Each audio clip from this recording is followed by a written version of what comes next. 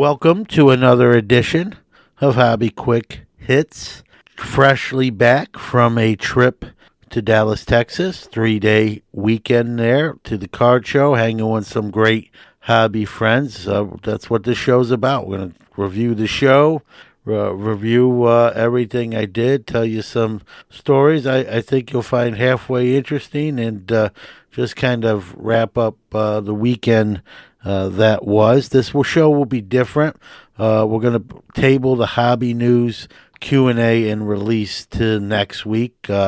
Came back and, had a desk full of stuff to get to. So hoping I can get unburied, so to speak, by the end of the week. But catching up slowly but surely. So going to be probably a shorter show. We're just going to get right into the main topic, that being Dallas, but not before hearing from our great sponsors, Mojo Break. Right after that, we're going to talk about some Dallas, Texas. MojoBreakShop.com is the best place to get your sealed wax products and brakes. They not only have the best selection, but the best prices. Whether it's a box or a whole case, they are your guys.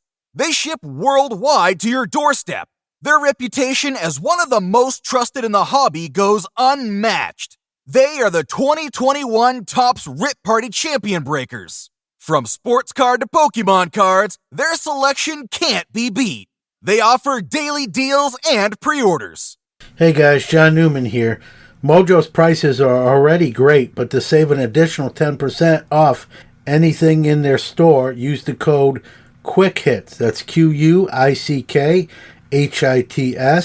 Check out the full service store that's open 7 days a week in Santa Clara, California, or the website at mojobreak.com. All right, we're back. Before we get into this kind of Dallas recap, I want to thank a couple people right off the bat, because without them, this trip, frankly, wouldn't have occurred. So, Brad Bethune, who, like last year, went down in May of 21 to the same show, and he let me stay in his guest room, and once again, I was able to do that, so appreciate that. And he drove me around, and us, I should say. We went to the same places, but still, doesn't have to do that, right? And did. So big shout out there. Big shout out to that 70s card show, John Keating, who let me use some of his extra bonus miles to, get a flight down there when I think most know airfare is not going down in price. And that, it didn't look like the trip was frankly going to happen. And JK, as I like to call him, came through in the clutch, and thankful for that. Great human being, two great human beings, and really appreciate the hospitality on both accounts. So let's talk about the trip. So I left this year a little bit earlier than last year, meaning from New York to Dallas. Last year, I sort of worked a half day on Friday, then, went home, did some stuff, and then caught kind of a mid-afternoon flight. This year, I took the whole day off from school, personal day, and got an early flight. Left at 6:50 local time. Got to Dallas about 9:30, somewhere around there. Got out, jumped in Brad's SUV, and first thing we did was grab some food. And we went to a place called Papa's Barbecue, Papa's, Pappas, and ate some barbecue, and, it's just good barbecue. I don't know what else to say. Had some brisket, and good way to start the day, get some food, some real Texas barbecue in us. And then we headed to the Dallas card show. It was Thursday, Friday, Saturday, and Sunday. This is Friday. Kind of quiet when we got there mid-afternoon, but, it's a work week and whatnot. All the magic usually happens, as most know, at card show Saturday and Sunday. And so looked around, didn't buy anything quite frankly, on Friday. I if you've heard me before, my strategy is to kind of see what's in the showcases and that sort of thing. And so I had a fairly limited budget. We'll get into that here as the show goes on, and right now I'm trying to like gear up for the national, but you don't want to go all the way to Dallas and not buy something. That wouldn't be fun. But Friday really didn't buy anything. Kind of just tried to catch as many tables as I could. We had to leave before the show ended because we had tickets to the Frisco Rough Riders game, where Jack Leiter, the number two overall pick of the Texas Rangers, was scheduled to take the bump. So looking forward to that. Highly touted prospect. The last name might sound familiar. Yep, you guessed it. From the Leiter family. And so was excited to go there. Brad, we got tickets which allowed us to not only get in the stadium, we were pretty much like 13 rows from the field. It allowed us to get some free food and non-alcoholic drinks. So we were able to get nachos, hot dogs, burgers, chicken, and definitely I ate a lighter lunch. I didn't get a lot of sides with my barbecue, knowing we were going to have an all-you-can-eat later on that night at the game. So definitely enjoyed the concession stand, and it was myself, Brad, Texas Car Dude, and King NASCAR, Logan Ward, who drove in 5.5 hours from Memphis, Tennessee. And so we had enjoyed the game, hanging with each other, watching some baseball. That was my first time at that stadium. That's a beautiful park, and we walked around before the game to check it out. And I'm less than 2 miles from the Syracuse Mets AAA stadium here in Syracuse, and I got to tell you, I like that stadium aesthetically more than our AAA stadium. The outfield walls had video boards.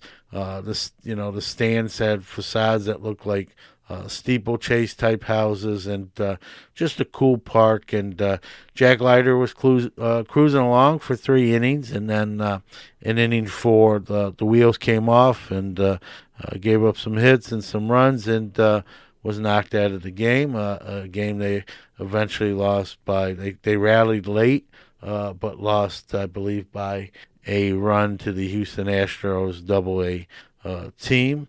And fireworks after the game. Those were pretty cool, and was time to call it a night. And so Saturday was we're going to do some hobby hotline in the morning, and we did that. A little noisy. Had Whatnot in the hallway, whooping it up there, acting like middle school kids, if you will, and made it hard for us to call in to the hobby. The show went on, but after about 30-40 minutes, we kind of signed off from Dallas and let Val, Brody, and Chris Harris kind of take it home. But it was fun, and then it was time to get in the show. It was much busier, obviously, on Saturday. And if you ask me, like, what are you looking for? I went into the show again, not looking to spend a lot of money necessarily, because with the National, want to buy some cards there, and also just made a big purchase that I'll save for another show already this week. So. But again, you travel that far, you want to buy some stuff. So if you know what I PC, I'm in the PC mode right now. I don't have another show, meaning one that I set up as a dealer, until, September. And so it's going to be a little bit. I mean, I can always schedule something before, but that's the only one that I got coming up. So I'm not looking to necessarily buy and resell anything. So my PC, which is, I don't PC a ton of stuff, but I'm really focusing on Hall of Fame graded rookie cards of Hall of Famers. And I've added some in the last few years, nice little run. And, I have, I'm obviously keeping track of what I have and don't have. But then again, there's also some that I want kind of before others. And so I had a list of 6 cards on that list that if I could get, what I would perceive as a pretty decent deal, I was going to try to get one of them, quite frankly. One, maybe two max. And then so I'm walking around the show. I already sort of had a bead from walking the floor the night before, and ran into baseball collector Mike Moynihan, good friend of mine, and John Keating, that 70s card show. So kind of, walked the aisles with them, cutting it up a little bit, having a little fun. And at a table, and great inventory. Had like graded Hall of Fame rookies, had like multiple copies of varying grades, from higher grades to lower. And wasn't on that 6 card list, but there was a Montana, PSA 7 that I thought was, fairly priced. And Mike knew the dealer, knew the gentleman, and saw I was interested in something, and sort of pulled me aside. Hey, what are you looking at? And I told him. He goes, let me see what I can do for you. What do you want to pay? And I told him, and wound up getting it $10 cheaper than the price I was willing to pay. And so that was my first purchase of the show, and I even offered Mike the $10, that I was willing to pay more, and he's like, "No, that's okay, you do that." So there was purchase one, and then walked around, and Mike bought a few things, and John Keating bought a few things, and as we're walking around, John Keating realizes like he had a box of cards that he had purchased there, and it was a box he brought with his logo on it, and he had left it at one of the tables with all the cards he bought, and he wasn't sure where he left it. But the good thing is he thinks it was narrowed down to just a row or two. So we all kind of split up to kind of see if we could find it laying on a showcase or a table where maybe no one picked it up, and that sort of thing. And wound up going near, it was kind of me and Mike were near each other, and a table where we talked to a dealer extensively. It wound up being left there, and he actually knew who it was, and he pulled it back and had kept it and was waiting to see one of us to get it back to John. So he got his cards back. Fortunately, that could have had a different outcome, as we all know at card shows that are packed with people, right? Someone just kind of picks it up and goes on their merry way and checks out what they scored later on. Not right, but that does happen. And obviously I think that was a fear of all three of ours, right? You don't want to see that happen. And but we had fun with it. He got his cards back, and we made it a verb, right? He Keatinged it, right? Leaving your box or bag at a table. What's now, we forever here and now will be known as Keating your cards. So don't Keating your cards and lose them or leave them on a table. Just a hobby tip for a future show tenants. We all had kind of a chuckle about that, and kind of went on our merry way, and ran into Dr. Jim looking through some cards, talked to him a little bit. Rich Klein and Steph and Angela at the ComC booth, met them, talked a little bit as well. And that was it really for Saturday as the show. Just bought the Montana rookie for that PC Hall of Famer collection. And then we had Dr. Jim's Content Creator Dinner. He invites content creators and graciously provides food and drink, and we sit around the table and we eat, and then we start recording, or he starts recording for Sports Card Insights. And great questions. He came up with some questions, and we kind of gauge which ones we liked the most. And we hit, actually, there were 5 questions, and we hit, I think, very close to all of them. And then there's kind of open discussion. Very well done. It's fun. It's a great, a lot of the people in the room do know each other.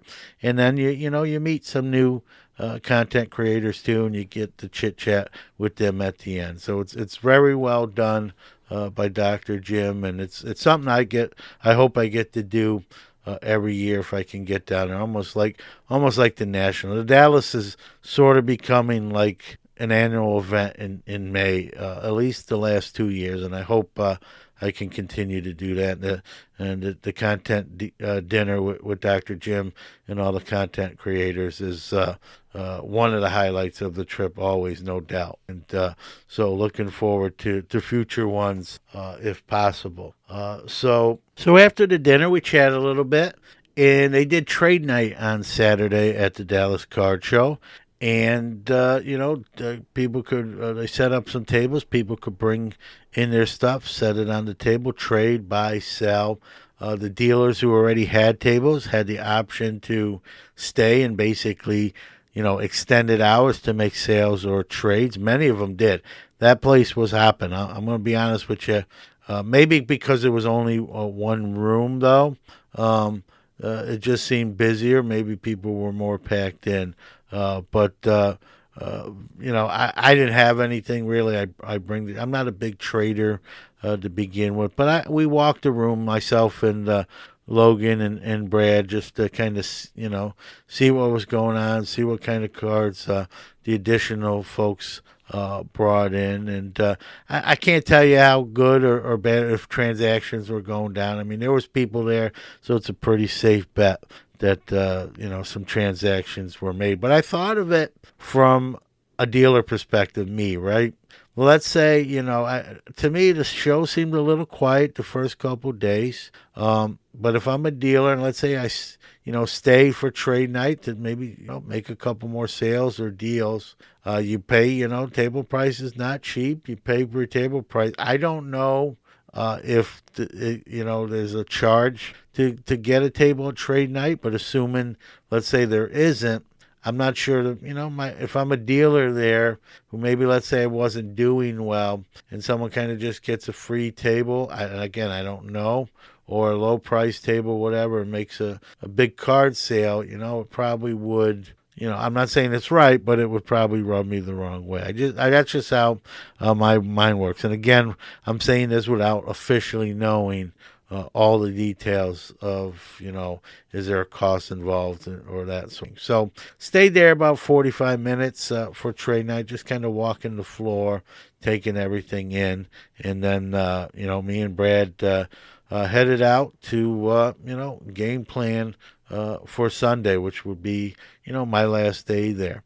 And so, woke up Sunday, went to breakfast. Not going to lie, starting to really feel tired, but not as bad as last year. A little more energy here on the Sunday than comparative to last year, where I was really on fumes. We ate a nice breakfast. I got one of my favorite breakfast foods called crepes, which are like fruit filled, pastry tubes, and away we went to the show. My mindset here with Sunday was, maybe the show was bad and some people are, whether they're doing half off or blowing out some stuff or having a little fire sale at the show, I would see if I could pick off a couple of deals, and then I thought, well, maybe, depending on price, I can get one of those 6 cards on that list that I brought, in my head that I brought with me, and that sort of thing, and still have money, go to, with the National kind of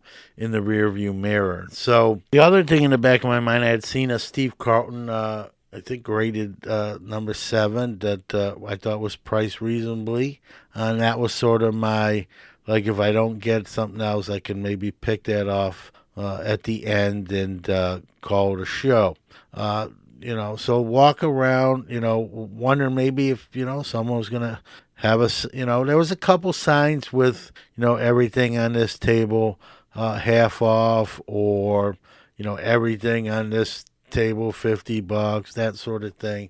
But not crazy, not a lot of that. And the ones that did that, nothing of it, nothing piqued my interest on those tables. So I was kind of getting in the mindset, maybe grab the Carlton and get ready to head back home. And but got to a table and a lot of nice inventory. 2 of the cards on this 6 card hit list I brought in with me, knowing I wasn't going to buy all 6, were a Jim Brown rookie, which was probably number one on that list, and a Wayne Gretzky rookie, which I don't know what number I would put it at, but it was in that mix of six. And this young man had both. The Jim Brown was a three that was really. If you want to check it out, it's on my social medias. You can look at it. Took a close-up picture, but really, really clean three. No creases, small, hard to see scratch. Corners pretty good. Good centering. I mean, might even, I'm not going to do it, but, some would argue, a candidate to be resubmitted. But very clean three. And he had a Wayne Gretzky Topps PSA 6. And, so two of those cards on my list. Started, asked to see them, kind of took a look at them, and, saw what they priced, thought they were, in the ballpark, but asked them, hey, like you should always do, right? If I take both of these, what could you do? And, here I had a sort of a figure in my head where if he says this, you probably should do it, John. And then I'm thinking, well, if he does say that and I do it, that money's going to have to come out of some of that national money that, or I could charge it, right? I know some people, I'm not trying to advocate for running up a credit card bill, but I will do that. As I've said on previous shows, sometimes I will spend more than I have on me, I'll say on me, if the deal's good, and charge it. So and then just pay it back, but you only charge what you can really afford to charge. So we kind of bartered back and forth. His first offer wasn't enough for me to say, okay, I'll take him. I came back with a counter. You could see the gears turning a little bit. He came back at another price, and it was close, but not enough to make me, pull out my wallet. And then so, the old split the difference, right? I offered this, you came back at that. Let's meet in the middle. And he said, can you pay cash? And I didn't have that amount of cash on me, and we worked out another payment plan. I paid PayPal, and we agreed to the deal, and I wound up knocking two off that list. Didn't plan on really spending that amount on Sunday, but the temptation got to me, and we'll get that bill paid. And two great cards, like I said, a very clean Jim Brown. I've seen some other threes there that were, not even anywhere close to this. And the Gretzky at a PSA 6 is very nice as well. So they're on the wall here behind me. So I got three more Hall of Fame, rookie graded cards in Montana, Gretzky, and Jim Brown. And Jim Brown was the one at the top of that list, quite frankly. The Montana was sort of like a decent deal where I couldn't let that go either. So got three of the cards. That wasn't really the game plan going in. Spent more maybe than anticipated, but sometimes you gotta fly by the seat of your pants, right? It's fun. Again, I'm not telling anyone to go past their budget just because I did. That's not, fiscally responsible. But know what you can afford, or know what you can, if you spend money you don't have on you, just know how much that is, that you can do that and not, get yourself in some financial trouble. So that was what I thought would be, my last purchase of the show, and again, more than I anticipated, and kind of went into the Starlight room. It's a room when you first separate room when you first come into the hotel on the left where ComC is, and was walking around. It had been a room I kind of checked out on Friday, but very quickly wound up talking more to Rich Klein, Steph, and Ange from ComC there, and didn't really do a good deep dive. So this time I said, I'm going to look at some stuff. And so one table on the back, a gentleman had a Pee Wee Reese, 1947 exhibit card, PSA certified auto, mint 9. And, the inscription says to John. So whoever the person was that got him to sign it was named John. It wasn't me. It says to John, best always, Pee Wee Reese. And I thought it was kind of cool. It had my sort of name on it. He had $45 on it, and I wanted to see what he could do, right? I mean, sometimes personalized items like that are hard to sell, right? If your name's not John, if you're Mike, it's still a cool item, but, it says to John on it. Do you want that, displayed? I mean, it's still Pee Wee Reese exhibit auto graded. And I get all that, but I thought I had a little advantage being named John, maybe to get this. But there was another gentleman there kind of picking out a few things. So I said, well, I'll just come back.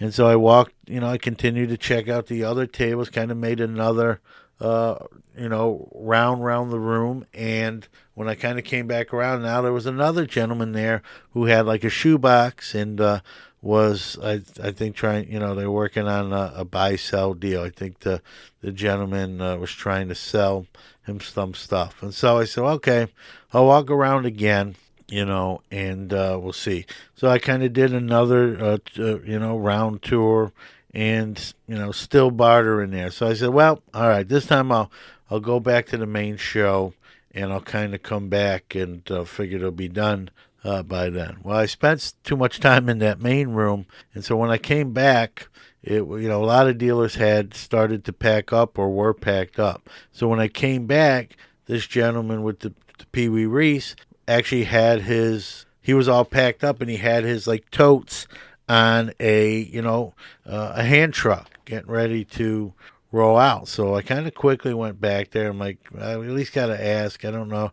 And I mentioned to him, hey, the Pee Wee exhibit, with the autograph, the PSA 9, and he actually didn't know kind of what I was talking about. Like, what was it? And, after explaining a little bit more and trying to get more detailed, he goes, oh, yeah, I still have that. And so he, took off one tote and got to the other one and found it and, marked 45. And I said, what can you do on it? I'm interested. And very nice guy. He's like, you know what? $20, it's yours. And so I got it, $20. Again, if you want to see it, what it looks like, it's, again, on all our Sports Card Nation social medias. And just kind of a cool piece. Brooklyn Dodger, Pee Wee Reese, the connection there, too, with Jackie, one of the guys that kind of really stepped up and, accepted Jackie and tried to change the tide of public perception. And it says to John. Now, obviously, it's not me that he wrote that to, but it's my name spelled the same way, John. I'm going to put it on my desk here, and just a cool piece. I look forward to. I'm actually next time I go to my sister's where my dad's at. I'm going to bring it with me and show him. He'll get a kick out of it as well. So. He used to live in Ebbetsfield, for those that may have, not known that from previous shows. So that was my last purchase, maybe my best one, even though it was only $20 purchase. But well worth more than I believe I paid. But not looking to sell it unless there's another John that wants to overpay where I underpaid. I'm just kidding. But kind of a good way. To close the show. Was a great 3-day weekend, spending the time with people I consider very good friends, great people, right? The hobbies, the people, got to throw that in there at least once on an episode like this. And just a great group of people.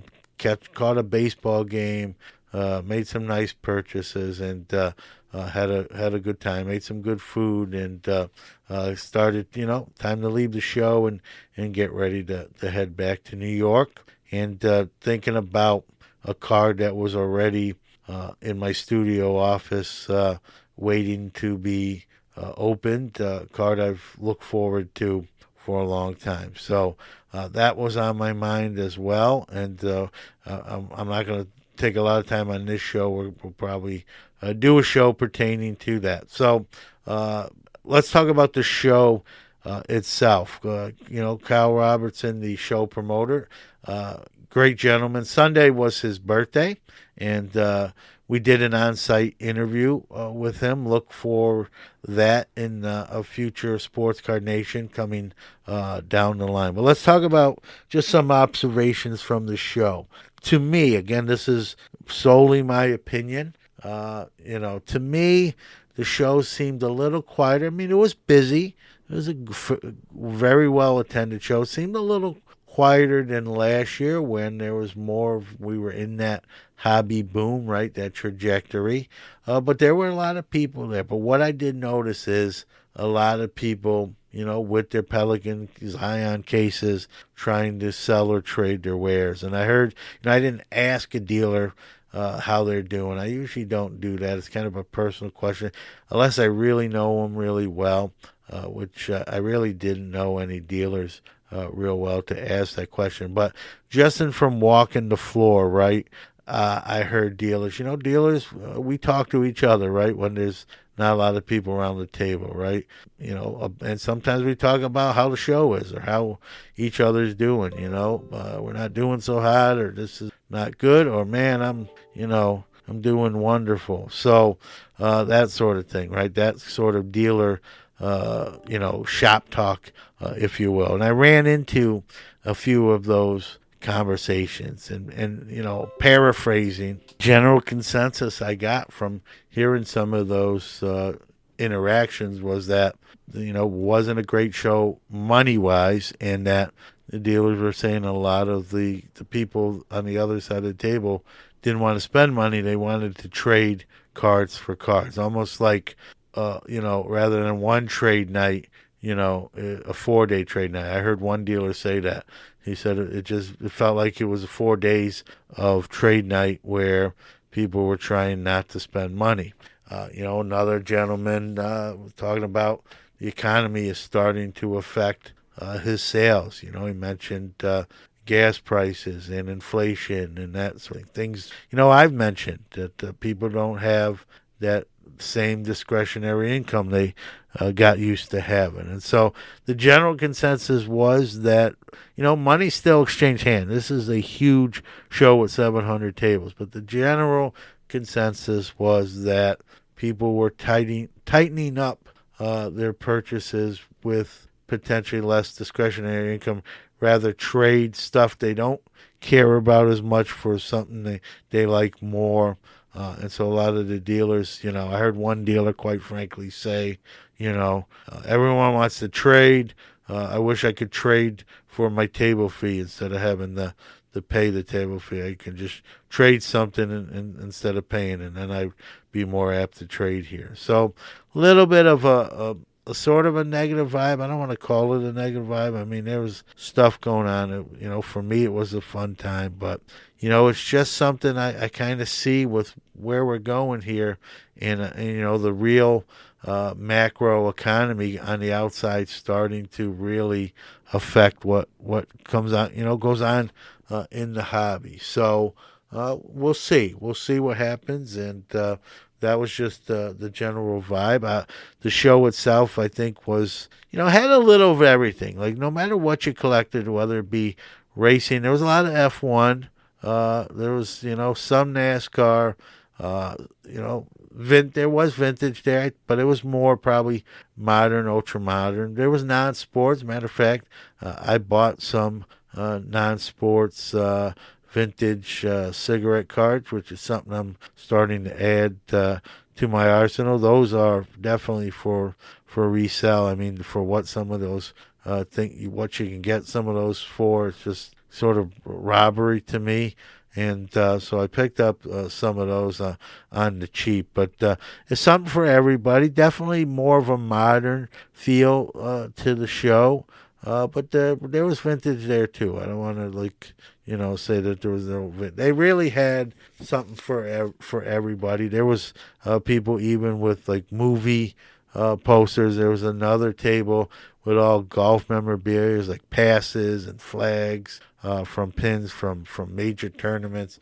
Pretty cool stuff. Nothing that I would be interested in, but a golf collector, a golf fan, that would be probably the mecca for someone like that. So the show was.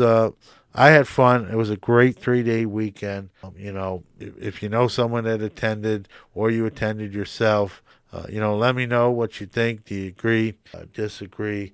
As always, we care, what you think. So, again, another Dallas trip into the books. Thank you, Brad. Thank you, John Keating. Thank everyone else that I either met there or for the first time, saw again for not the first time, and had a great time at the Content Creator Dinner. Thank you, Dr. Jim. That was a blast. Look for some of those episodes on Sports Cards Insight coming probably in the near future. There are some great hobby questions and topics there that you're going to hear some folks talk about, and I think you'll be very entertained as such. So we're going to wrap it up for this episode with the Dallas recap. As always, we hope you're doing well. We appreciate positive feedback. If you enjoy this show or Sports Card Nation, we love a positive review on whatever platform you enjoy listening to the show on.